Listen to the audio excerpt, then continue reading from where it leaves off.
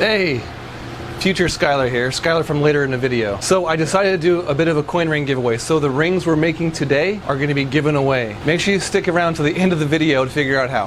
All right, back to the introduction. Hey, Skylar here with a mint change you can wear. Have you guys ever run across a coin that would be an amazing coin ring, but it's not made out of silver, and you know it'll turn your finger green if you made it into a ring? I totally hate that. Today what I want to do is take a coin like this guy and make a coin ring with it, and then make it in silver instead of brass. So that's going to require us to make the coin ring, make a mold of it, and then cast it in silver. So let's get started by turning this into a coin ring. And this is the coin we're using. This was a coin that was made for the Coin Ring Crafters Convention in 2017. I'm sure some of you guys have seen the video I've made of this last year too, where I lined it with silver. But even that causes your finger to turn green where it's touching the outside of the band. So I figured if we just made it completely in silver, we would avoid that altogether. Because this is such an awesome design Jason had made for that convention. How cool would it be to see it in silver with that nice and silver and the background all blacked out? I think that'll look fantastic. So the first thing we need to do is cut the center of it out. And we're going to be using a 5/8 inch punch with Jason's Works auto centering punch.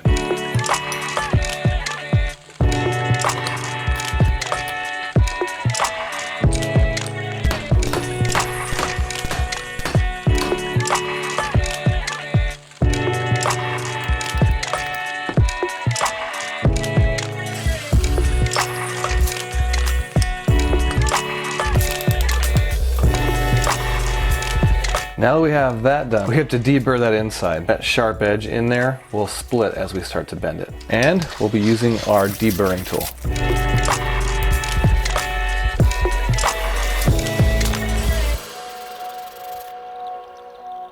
Now that we have it all deburred, we need to anneal it, which is going to soften the metal, and then start to fold it into a cone shape.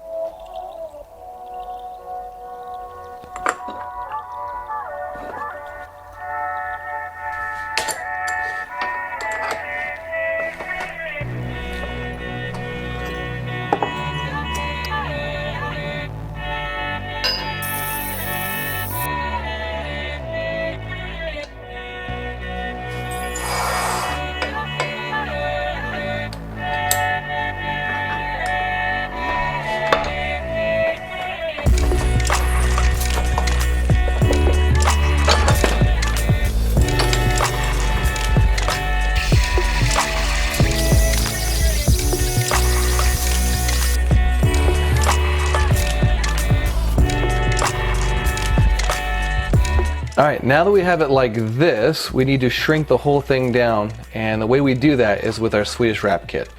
And I know a lot of people are confused by Swedish wrapping. Even the name's kind of confusing, and what it is Mikael Molder came up with a method of shrinking these things down, and the tools are called the Swedish wrap because the idea comes from Sweden, and we have to wrap it with Teflon tape. Now the hardest part about Swedish wrapping is all the invasive species that we have to deal with. So for whatever reason, every time you're dealing with Swedish wrapping things, like fish eggs get attached to the Swedish stuff, and you're constantly having to deal with these stupid fish. So that's the hardest part.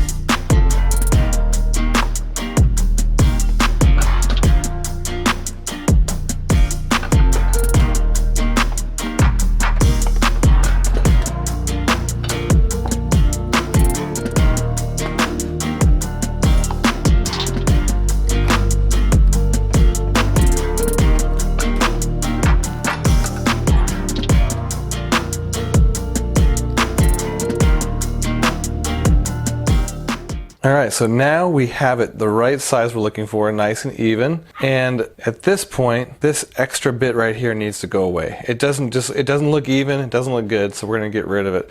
And the way we're going to do that is just sand it off with this sander. When we're doing that, just make sure we have a nice thing of water here to keep it cool as we're sanding it, because it gets really, really hot really fast. That's looking really close to good. I think we have a little bit more refining to do, and we'll probably end up doing it with some files. And now that I'm having it like this, I can see it's a little bit tapered still. So we're going to clean that up with the ring stretcher reducer too.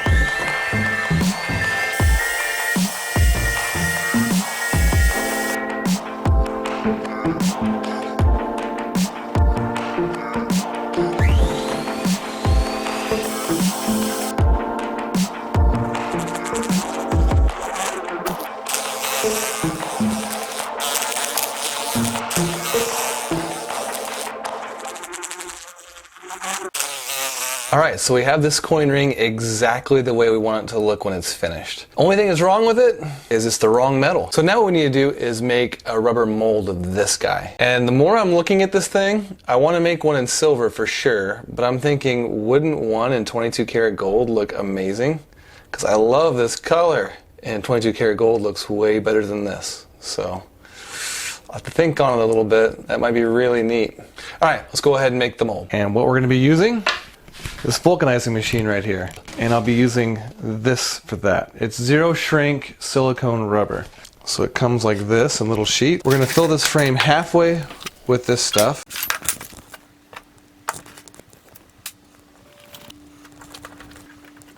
About 2 layers thick. Put our ring inside and then pack more rubber all the way around it until it's a little bit more than full.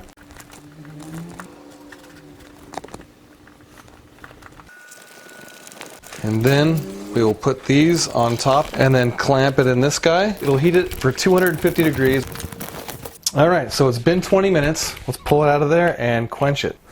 Well, this is tricky. How am I supposed to put this down? You should think about the camera shot before you start to shoot it. Hey, it landed in the bucket. You couldn't ask for more than that.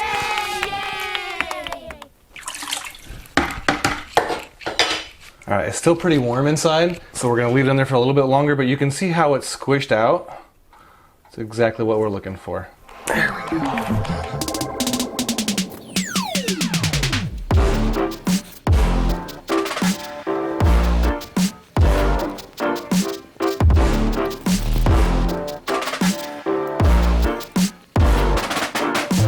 Now all that's left to do is inject this with some wax. Alright, we'll let that cool down and then we'll pull it out. It looks pretty good. I think that's a pretty good wax that we can use. We have our wax ring all ready to go, and we need to attach it to this base in order to cast it. Connect this to the ring and connect the ring to the base.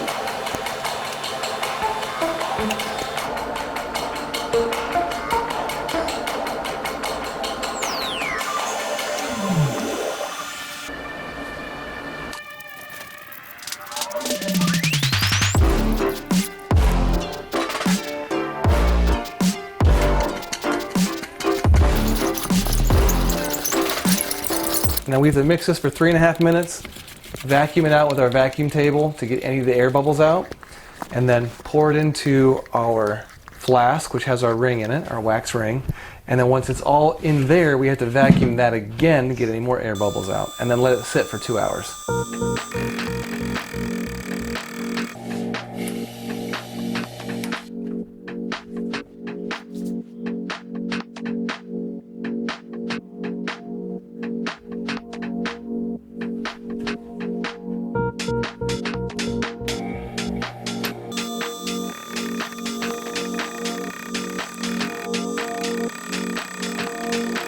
Alright, so it's been more than 2 hours, so it's time to pull this thing off and get it put in the oven. put this guy in there facing down so that way the wax will drip out of it. Tomorrow at 8 o'clock in the morning, get this thing cast. All right guys, good morning. We have our silver crucible ready to go right here in front. We've weighed out the amount of silver we're gonna need. Those are the coin ring scraps from the coin ring making. Those are 90% silver. So we want to make this sterling silver, so we have to alloy it up with some pure silver. So I got a little chunk of some pure. It's going to alloy it up beyond actually sterling. So it's going to be a little bit better than sterling with that in there. And we have our propane torch, our little mini torch with our rosebud tip on it. That's going to be what we're going to use to melt the silver with. So first thing we're going to do, grab it out of the hot oven. Hot, hot, hot, hot. Sitting at 900 degrees right now. And set it into our casting chamber.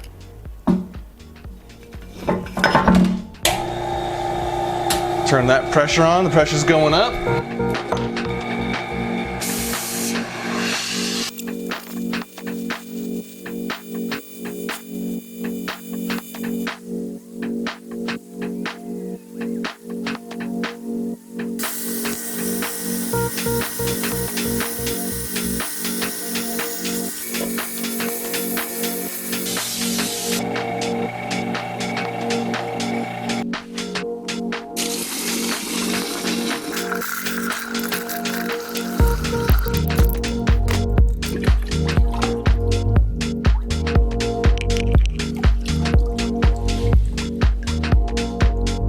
Got a good casting.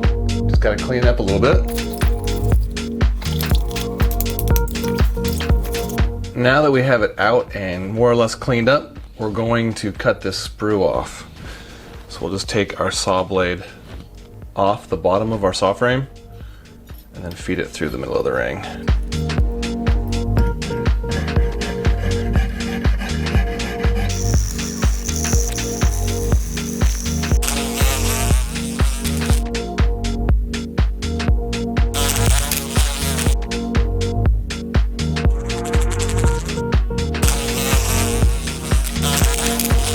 Now we have the inside totally polished up and finished. So now what we need to do is, I'm thinking I'm going to use some sanding sticks to sand the outside.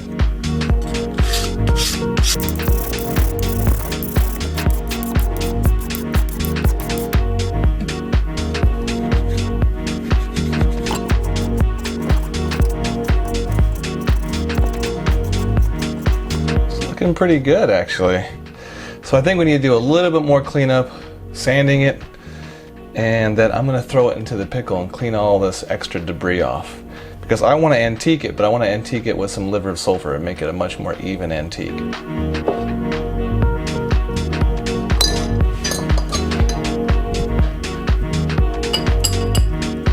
All right, all cleaned up. Now what we need to do is clean it up with a little Dawn dish soap, antique it with some liver of sulfur gel. All right, now we got our water just below boiling. We're going to add some liver of sulfur gel. You could use this stuff from Gourmet or Grobet, Gourmet, just 2 drops. Well, let's get a little extra. There we go. Mix that stuff really well. Then we'll add our ring. I'm gonna leave it in there a little while. I want this darkening agent to really get into the cracks really, really well.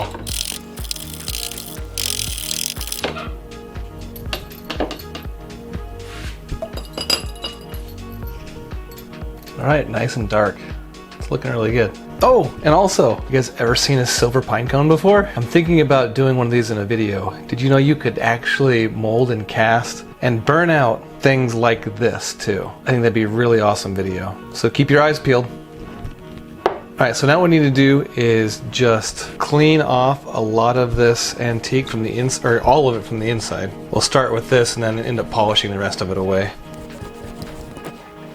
And then I'll get like a really fine sanding stick. This one's 800 grit. It might be a little too fine, and just clean the antiquing off of the detail on top. Yeah, let's bring it down to something. Here, let's use this 500 grit instead. This is probably gonna work a little better.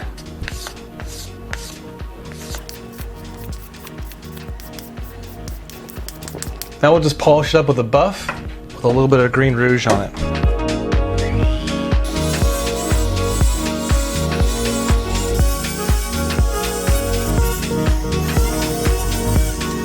And now just wipe it down with a disposable jewelry wipe. Give it that final cleaning. And now I used a soft buff to polish this guy, and I took a lot of that black back off the background. And if you wanted to leave more, you just gotta use a harder buff. That way it won't get down in there and polish a lot of it out. But I kind of like the way it's smoky look in the background. It's not too strong. It doesn't stand out too much, which I definitely didn't want it to stand out too much. Ooh, it's a nice ring. All right, guys, this thing came out amazing. It's better than I could have hoped for. But now I really want to make one with my 22 karat gold scrap. Right now, with gold being at an all-time high, why not wear a little bit of your investment on your finger, right? But I ran out of time here in my shop. Now I'm working 3 days a week in Portland learning fine jewelry, so I think I might have to finish this one there. Why don't you guys come along and we'll finish it up together? All right, let's go. Hey, we made it. We're here. I just realized I forgot my coffee cup. I'll be right back. Hold on. Let's go again. Short commute. All right. We haven't been here in a couple months, so what I want to do is reintroduce some people to you. Let's do it. This guy's Paul Bartnik. This is his studio. This is where I've been learning at the last several months. I'm going to tell you something, Paul. Hope you don't mind. This is the best jeweler in the Pacific Northwest right here. Every other jeweler is a hack. They're a hack. All right, all seriousness though, Paul's an amazing artist. All right, this is Max. This is one of the other students here. He's an amazing jeweler, been doing jewelry for over a decade. He makes these lightsaber pendants. And what does one look like, you might wonder? Looks just like this. Stole that from his Instagram, NW Jewelry, right? NW Jewelry? That's me. And this is Betsy Yates. Foxtail Jewelry, right? Foxtail Jewelry. She's on the 4th floor here in the Willamette building, and she works up here with us every now and then, so always good to have her around. One of the coolest things that I've seen her make are these gyroscopes, and I'll put a video in right here. Yes, they're awesome. So go check her out. I'll leave her Instagram in the description box below. So let's get to making this ring.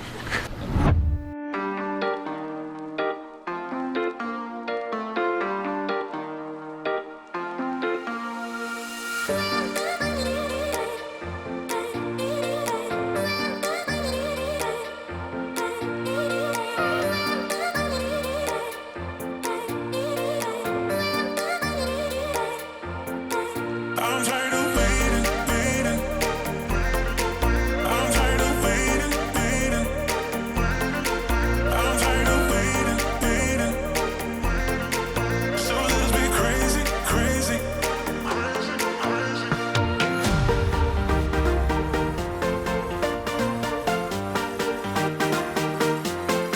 I'm tired of waiting, waiting, waiting,